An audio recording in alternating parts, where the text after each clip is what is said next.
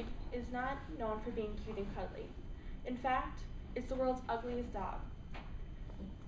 The dog I'm describing is a Chinese crested hairless. And here's a picture of the world's ugliest dog. The Chinese crested may not be the cutest dog, but they are definitely a great addition to any family.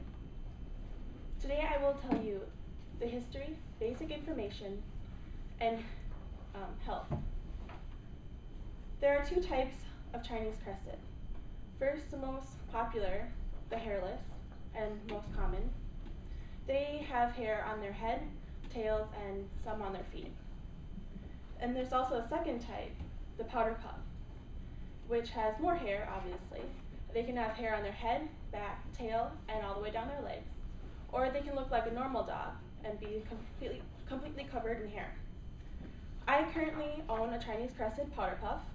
Her name is Princess Bella Chin, Bella for short. She has hair on her head, tail, back, and all the way down her legs.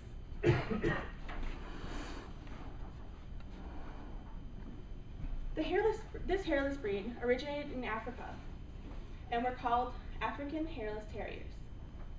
The Chinese came along in their ships and brought the dogs aboard to hunt vermin. The dogs were later renamed to Chinese crested, and the name just stuck. The Aztecs also had Chinese crested. They used them for bed warmers and also ate them. I don't know how they used them as bed warmers because they're so small, so they probably didn't do much.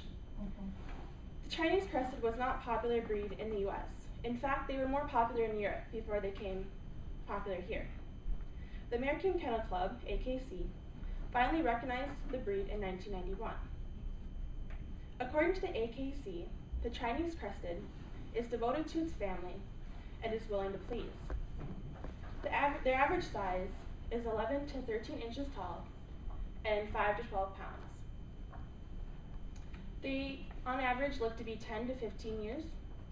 According to dog.com, they are on the top 10 best breeds for apartment life. That's because they don't need a lot of exercise because they don't need a lot of room for exercise because they are so small. And they're also not known to be barkers.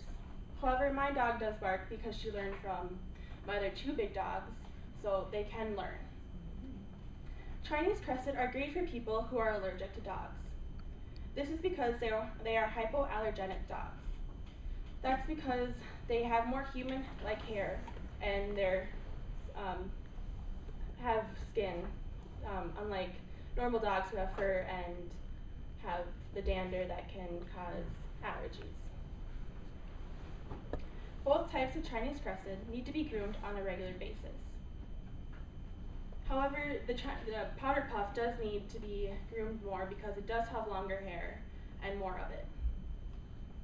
Their skin is also very sensitive and can become dry or burn in the sun.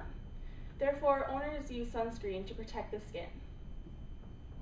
And also another interesting fact about the Chinese crested is when they're hot, they don't pant like normal dogs. They'll actually sweat because of their skin-like qualities. Like any other dog, they do have health problems. However, these problems aren't very major. They're minor compared to other dogs. One problem is tooth loss or decay. And have you ever seen a hairless dog with their tongue sticking out? Well, that's because they don't have enough teeth to keep it in. This happens to my dog quite often, and I think it's funny and pretty cute. And sometimes I'll poke at it when it's sticking out and she won't even notice. Another problem, like I already mentioned, is sensitive skin.